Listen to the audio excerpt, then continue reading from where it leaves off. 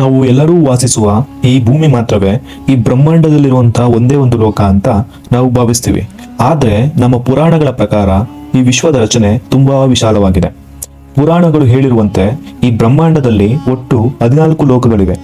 ಈ 14 ಲೋಕಗಳನ್ನ 2 ಭಾಗಗಳನ್ನಾಗಿ ವಿಂಗಡಿಸಲಾಗಿದೆ. 7 ಮೇಲಿನ ಲೋಕಗಳು ಮತ್ತೆ 7 ಕೆಳಗಿನ ಲೋಕಗಳು. ಇದರ ಮಧ್ಯದಲ್ಲಿರುವುದೇ ನಾವು ವಾಸಿಸುವ ಭೂಲೋಕ.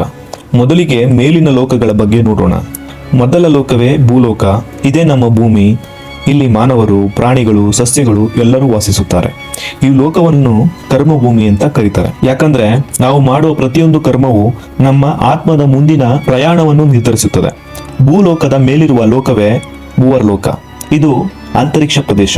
ಇಲ್ಲಿ ಸೂರ್ಯ, ಚಂದ್ರ ಮತ್ತು ಗ್ರಹಗಳು ಸಂಚರಿಸುತ್ತವೆ. ಇಲ್ಲಿ ಗಂಧರ್ವರು, ಯಕ್ಷರು ಮತ್ತು ಅಪ್ಸರರು ವಾಸಿಸುತ್ತಾರೆ. ಇದಕ್ಕಿಂತ ಮೇಲಿರುವುದು ಸ್ವರ್ಗಲೋಕ. ಇದನ್ನು ದೇವತೆಗಳ ಲೋಕ ಅಂತ ಕರೀತಾರೆ. ಈ ಲೋಕದ ರಾಜನು ಇಂದ್ರ. ಇಲ್ಲಿ ನಂದನವನ ಎಂಬ ಸುಂದರ ಉದ್ಯಾನವನಗಳು, ಸಂಗೀತ, ನೃತ್ಯ ಮತ್ತು ಅಪಾರ ಸೌಂದರ್ಯ ಇರುವಂತಹ ಪ್ರದೇಶಗಳು ಇಲ್ಲಿರ್ತದೆ. ಇಲ್ಲಿ ದೇವತೆಗಳ ಜೊತೆಗೆ ಭೂಲೋಕದಲ್ಲಿ ಪುಣ್ಯವಂತ ಮತ್ತು ಧರ್ಮವನ್ನು ಮಾಡಿರುವಂತಹ ಆತ್ಮಗಳು ಕೆಲವು ಕಾಲ ಇಲ್ಲಿ ವಾಸಿಸುತ್ತವೆ. ಸ್ವರ್ಗಕ್ಕಿಂತ ಮೇಲಿರುವ ಲೋಕವೇ ಮಹರ್ಲೋಕ. ಇಲ್ಲಿ ಮಹಾನ್ ಋಷಿಗಳು ವಾಸಿಸುತ್ತಾರೆ. ಉದಾಹರಣೆಗೆ ಭೃಗು ಮತ್ತು ಇತರ ಮಹರ್ಷಿಗಳು ಇಲ್ಲಿ ಧ್ಯಾನದಲ್ಲಿ ತೊಡಗಿರುತ್ತಾರೆ. ಅದಕ್ಕಿಂತ ಮೇಲಿರುವಂತಹ ಲೋಕವೇ ಜನಲೋಕ.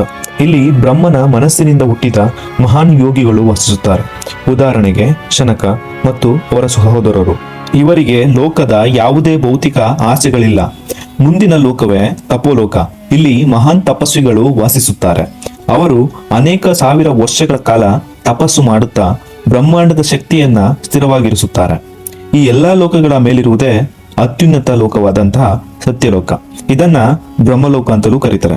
ಇಲ್ಲಿ ಸೃಷ್ಟಿಕರ್ತನಾದ ಬ್ರಹ್ಮ ವಾಸಿಸುತ್ತಾರೆ. ಇಲ್ಲಿ ಜನನ ಮತ್ತು ಮರಣಗಳು ಇರುವುದಿಲ್ಲ. ಇದು ಶುದ್ಧ ಚೈತನ್ಯವಿರುವಂತಹ ಲೋಕ ಅಂತ ಪುರಾಣಗಳು ಹೇಳ್ತವೆ. ಈಗ ಭೂಲೋಕದ ಕೆಳಗಿನ ಲೋಕಗಳ ಬಗ್ಗೆ ನೋಡೋಣ. ಭೂಮಿಯ ಕೆಳಗೆ ಇರುವಂತಹ 7 ಲೋಕಗಳು ಪಾತಾಳ ಲೋಕಗಳು ಎಂದು ಕರೆಯುತ್ತಾರೆ. ತುಂಬಾ ಜನ ಇವುಗಳನ್ನ ನರಕ ಅಂತಾನೂ ಅಂದ್ಕೊಂಡಿದ್ದಾರೆ. ಆದರೆ ಪುರಾಣಗಳ ಪ್ರಕಾರ ಅದು ತಪ್ಪು. ಇವು ತುಂಬಾ ಶ್ರೀಮಂತ ಮತ್ತು ಸುಂದರ ಭೂಗರ್ಭ ಲೋಕಗಳು.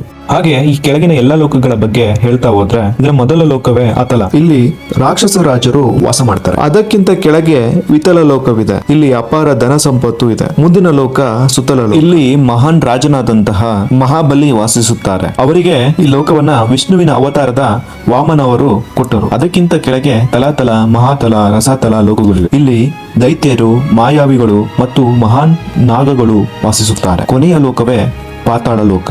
ಇದು ನಾಗಗಳ ಲೋಕ. ಇಲ್ಲಿ ಸೂರ್ಯನ ಬೆಳಕೇ ಇಲ್ಲ. ಆದ್ರೂ ಕೂಡ ನಾಗಗಳ ಮೇಲೆ ಅಂದ್ರೆ ತಲೆಯ ಮೇಲೆ ಇರುವಂತಹ ಮಣಿಗಳ ಬೆಳಕಿನಿಂದ ಈ ಲೋಕ ಸದಾ ಪ್ರಕಾಶಮಾನವಾಗಿ ಹೊಳೆಯುತ್ತಾ ಇರುತ್ತೆ ಎಂದು ಪುರಾಣಗಳು ಹೇಳುತ್ತವೆ. ಹೀಗಾಗಿ ಈ 14 ಲೋಕಗಳು ಕೇವಲ ಭೌತಿಕ ಸ್ಥಳಗಳು ಮಾತ್ರವಲ್ಲ. ದೇವರು ಸೃಷ್ಟಿ ಮಾಡಿರುವಂತಹ ಆತ್ಮಗಳಲ್ಲಿ ಅವರು ಮಾಡಿದಂತಹ ಕರ್ಮದ ಪ್ರಕಾರ ವಿಭಿನ್ನ ಲೋಕಗಳಿಗೆ ಆತ್ಮಗಳು ಪ್ರಯಾಣ ಮಾಡ್ತವೆ ಅಂತ ಪುರಾಣಗಳು ಹೇಳುತ್ತೆ. ಆದ್ದರಿಂದ ಈ ಭೂಮಿಯ ಮೇಲೆ 7 ಲೋಕ, ಕೆಳಗೆ 7 ಲೋಕ ಅಂತ 14 ಲೋಕಗಳನ್ನ ಬ್ರಹ್ಮ ಸೃಷ್ಟಿ ಮಾಡಿದ್ದಾರೆ. ಈ ಮಾಹಿತಿ ನಿಮಗೆ ಇಷ್ಟ ಆದ್ರೆ ದಯವಿಟ್ಟು ಕಮೆಂಟ್ ಮಾಡಿ, ಹಾಗೆ ನನ್ನ ಚಾನಲ್ ಅನ್ನ ಸಬ್ಸ್ಕ್ರೈಬ್ ಮಾಡಿ, ಹಾಗೆ ಈ ವಿಡಿಯೋಗೊಂದು ಲೈಕ್ ಕೊಟ್ಟು ಸಹಕರಿಸಿ. ಧನ್ಯವಾದಗಳು.